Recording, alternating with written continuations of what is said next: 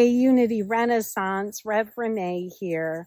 Just reaching out to say hello for this e-blast this week and to acknowledge that we have begun this amazing theme that we kicked off last Sunday that will continue for the next several months, and it's called Reimagine.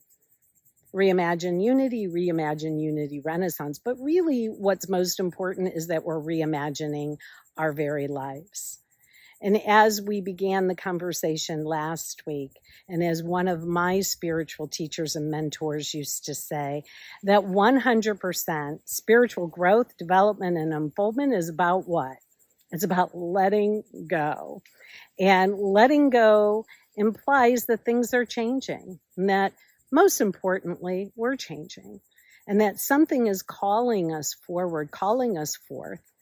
And I like to think of it as the movement of the mind of God, which comes into our awareness as our desires of the heart and those things that we love.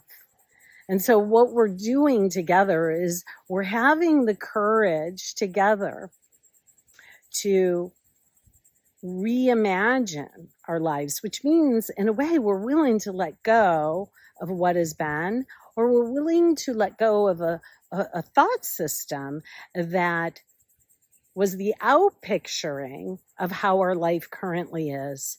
And we're being willing to allow God, to allow love, to allow spirit to inspire us to be made new. I got to tell you, it just requires a little bit of willingness and some commitment, and that everything is easier when we share it together. And so that's why I love spiritual community. That's why I invite you to join us this Sunday as we continue this conversation. And this is why I'm encouraging us, when things are changing, to just pause and take that breath and to have some curiosity about the way that you think about change itself, the way that you think about transitions. Whether you label them good or bad, just notice and become willing to suspend, just for a moment, what you think you might know, what you think you might believe you need, and just let go.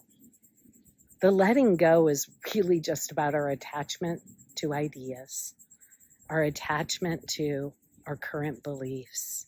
And as we create that spaciousness, I got to tell you, things are made new. I have had this experience of my whole life being made new over the past year or so. And they always say, be careful the theme that you pick as a minister, because it's going to work you. And I'm like, oh my gosh, I've already reimagined my life. I've already been through a transformational era. You mean there's more? Have you ever thought that? Well, I got to tell you, the answer is yeah, there's always more. There is always more. And that it is always good.